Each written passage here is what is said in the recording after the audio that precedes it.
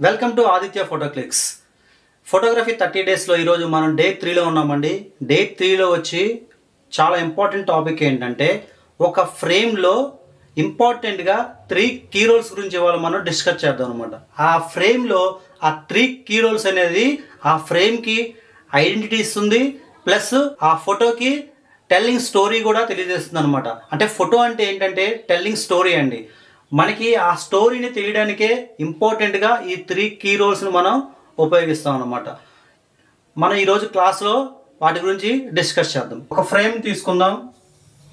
ఈ ఫ్రేమ్లో 3 పార్ట్స్గా డివైడ్ చేసుకుంటే ఈ ఫస్ట్ పార్ట్ని బ్యాక్గ్రౌండ్ అంటారు. ఏమంటారండి? బ్యాక్గ్రౌండ్. ఓకేనా? ఇందులో ఉన్న సెకండ్ పార్ట్ అనేది మనకి సబ్జెక్ట్.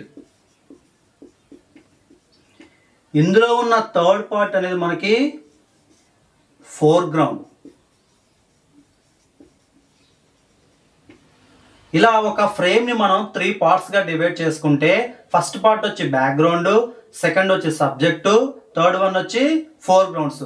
ఈ 3 కీ రోల్స్ అనేవి మనకి ఈ యొక్క ఫోటోకి ఐడెంటిటీ ఇస్తాయి, ప్లస్ ఈ యొక్క ప్లేసెస్కి స్టోరీ అనేది టెల్లింగ్ స్టోరీ అనేది తెలుస్తుంది అనమాట. ఈ 3 కీ రోల్స్ అనేది చాలా ఇంపార్టెంట్ అనమాట. ఎగ్జాంపుల్, మీరు ఒక పార్క్ వెళ్ళారనుకోండి, పార్క్ పైన బోర్డ్ నేమ్ ఉంటుంది, ఫ్రంట్ సబ్జెక్ట్ ఉంటుంది, ఇది ఎదురున్న స్పేస్ని ఫోర్గ్రౌండ్ అనమాట.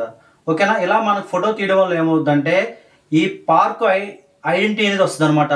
ఆటోమేటిక్గా ఈ పార్క్ యొక్క స్టోరీ అనేది మనకి విజిబుల్ అవుతుంది అనమాట. ఇలాంటి ఫొటోస్ మనకి బ్యాక్గ్రౌండ్స్ అనేది చాలా జాగ్రత్తగా కట్ చేయకుండా తీయాలండి. అలాగే ఈ తీస్తున్నప్పుడు మనకి ప్రాక్టీస్ బాగా చేయాలి. చేయడం వల్లే మనకి ఈ డీటెయిల్స్ అనేవి మనం మిస్ చేయకూడదు అనమాట. డీటెయిల్స్ మిస్ చేయడం వల్ల ఏమవుతుందంటే ఈ ఫోటో ఐడెంటిటీ అనేది కోల్పోద్ది అనమాట. ఇలాంటి ప్రాక్టీస్ చేయాలండి మనం జాగ్రత్తగా. ఓకేనండి? ఇవి మనకి ఎక్కువ ఎవరంటే ఈ 3 కీ రోల్స్ ఎక్కువ ఎవరికి ఏ ఫోటోగ్రాఫర్స్ ఉపయోగపడతాయంటే landscape photographers, landscape, architecture photographers, street photographers and traveling ఫోటోగ్రాఫర్స్కి ఈ బ్యాక్గ్రౌండ్, సబ్జెక్ట్, ఫోర్గ్రౌండ్ని యూటిలైజ్ చేసుకొని ఎక్కువ ఫొటోస్ చేస్తారన్నమాట. ఎందుకంటే వీళ్ళకి ఈ యొక్క బ్యాక్గ్రౌండ్స్ యొక్క ఇంపార్టెన్స్ అనేది వాళ్ళకి తెలుసు అనమాట. మీరు సినిమాలు చూసినప్పుడు, ఆ సినిమా సాంగ్స్ చూసినప్పుడు కూడా ఈ బ్యాక్గ్రౌండ్ని ఎక్కువ హైలైట్ చేసి మీకు ఆ సినిమా సాంగ్స్ అనేవి మేకింగ్ చేస్తారండి. ఎందుకంటే ఈ బ్యాక్గ్రౌండ్ అనేది ఈ ఫోటోకి ఐడెంటిటీ ఇస్తుంది, ప్లస్ ఆ ఈ మొత్తం ఈ ఫ్రేమ్ అనేది ఒక స్టోరీ అనేది తెలుస్తుంది అనమాట. ఇలాంటి ఫొటోస్ చేస్తున్నప్పుడు కానీ వీడియోస్ చేస్తున్నప్పుడు మనం జాగ్రత్తగా తీయాలన్నమాట. ఓకేనండి? ఫొటోస్ ఈ బ్యాక్గ్రౌండ్, సబ్జెక్టు, ఫోర్గ్రౌండ్స్ ఫొటోస్ కొన్ని మనం చూద్దాం. దీన్ని బట్టి మీకు ఒక ఐడియా వస్తుంది. మీరు కూడా సేమ్ ఇదే రకంగా ప్రాక్టికల్ చేయండి. ఓకేనండి? ఈ ఫస్ట్ ఇమేజ్ చూడండి. ఇందులో ఏముందంటే కేవీఎస్ ఫ్యామిలీ పార్క్, శ్రీ కళ్యాణ వెంకటేశ్వర స్వామి ఉద్యానవనం అనమాట. ఆ నేమ్ బోర్డ్ అనేది ఈ ఫోటోకి ఐడెంటిటీ అనమాట. ఓకేనండి?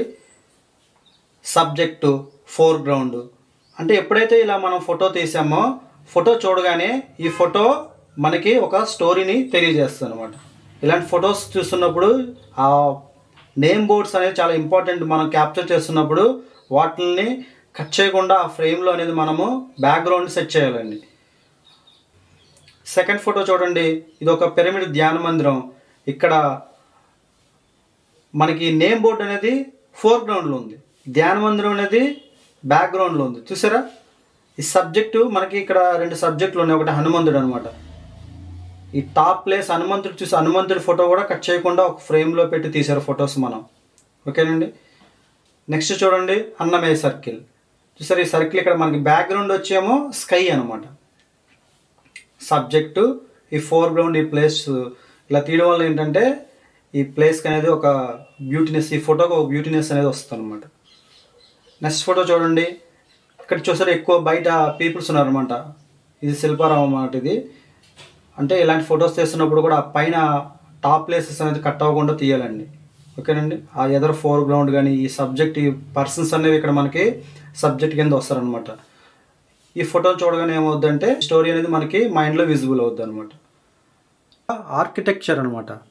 ఈ ఆర్కిటెక్చర్లో మనకి బ్యాక్గ్రౌండ్ అనేది చాలా ఇంపార్టెంట్ అనమాట. ఇక్కడ బ్యాక్గ్రౌండ్ వచ్చి స్కై డీటెయిల్స్ చాలా నీట్గా కనబడాలండి ఇందులో. ఇక్కడ మనకి సబ్జెక్ట్ వచ్చి ఈ పోర్ట్ అనమాట. ఈ ఫోర్గ్రౌండ్ చూసారా, ఫ్రంట్ ఉన్నదంతా ఫోర్గ్రౌండ్ అనమాట. ఇలా ఇమేజెస్ని మనకి ఆర్కిటెక్చర్ ఇమేజెస్ని ఇలా క్యాప్చర్ చేయాలి.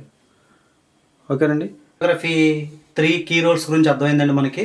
నెక్స్ట్ ఒక పోర్ట్రైట్ ఫోటోని తీస్తున్నప్పుడు కూడా ఇంపార్టెంట్గా మనం ఆ పోర్ట్రైట్ని 3 పార్ట్స్గా డివైడ్ చేసుకుంటాం అనమాట.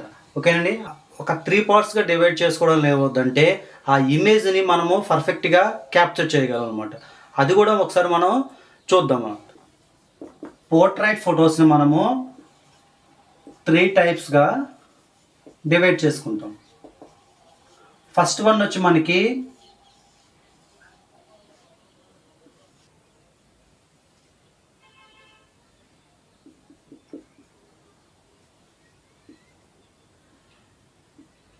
ఇది మనకి పాస్పోర్ట్ ఫోటో అనమాట. ఇది ఫోటోకి ఒక ఫోటో ఫేస్ డీటెయిల్స్ అనేది మనకి ఐడెంటిటీ ఇస్తుంది అనమాట. ఓకేనండి. క్లోజ్అప్స్ అంటారు అనమాట వీటిని. ఈ ఫోటోని మనకి పాస్ ఫోటోస్ అంటారు. ప్లస్ ఈ కొంచెం మనం క్లోజ్అప్లో తీసుకోవడం వల్ల ఏమవుతుందంటే ఈ ఫోటో ఫేస్ డీటెయిల్స్ అనేది మనకి ఐడెంటిటీ ఉంటుంది అనమాట. ఓకేనండి. సెకండ్ వన్ వచ్చి మనకి చూడండి 3/4 అనమాట. ఇది మనకి ఫోటో యొక్క స్టిల్స్ అనమాట. ఏంటండి, ఫోటోకి స్టిల్స్ ఉంటాయి చూడండి, వాళ్ళ స్టిల్స్ని మనము క్యాప్చర్ చేస్తాం అనమాట. క్యాప్చర్డ్ బై స్టిల్స్ అనమాట. ఓకే అండి. 3/4లో ఏంటంటే వాళ్ళ స్టిల్స్ని మనం ఎక్కువ క్యాప్చర్ చేయడానికి ఈ యొక్క ఫ్రేమ్ అనేది మనకి చాలా బ్యూటిఫుల్గా ఉంటుంది అనమాట. ఓకే అండి. నెక్స్ట్ వచ్చి మనకి ఎన్లార్జ్ ఫోటో అనమాట. ఇది ఎన్లార్జ్ అనమాట. ఇందులో ఏంటంటే వీళ్ళని మనం ఫుల్ ఫోటోగా తీసుకుంటాం అనమాట. ఓకేనండి. రాజుల ఫోటో చూడండి, రాజుల ఫోటోలు చూసినప్పుడు వాళ్ళకి ఈ ఎన్లార్జ్లో ఉంటాయి అనమాట. భరతనాట్యం చేసే వాళ్ళ ఫొటోస్ కానీ లేదన్నా ఏదైనా డిఫరెంట్గా ఒక క్యారెక్టర్ ఆర్టిస్టుల ఫొటోస్ కానీ ఇలా ఫుల్ రాముడు క్యారెక్టర్ ఉందనుకోండి, అది ఫుల్ ఫొటోస్గా ఉంటాయి అనమాట. ఎందుకంటే వాళ్ళ యొక్క లైఫ్ స్టైల్ అనేది ఈ ఫుల్ ఫోటోని తెలియజేస్తారు అనమాట. అర్థమైందండి. ఇలాగా మనం ఒక ఫోటోని 3 పార్ట్స్గా తీసుకొని ఫొటోస్ని ప్రాక్టికల్ చేయడం వల్ల ఏమవుతుందంటే మనకి ఈ పోర్ట్రైట్స్ మీద ఒక పర్ఫెక్ట్గా గ్రిప్ అనేది వస్తుంది అనమాట. సో మీరు ఇలా ప్రాక్టీస్ చేయండి, మీ స్కిల్ని డెవలప్ చేసుకోండి. Thank you.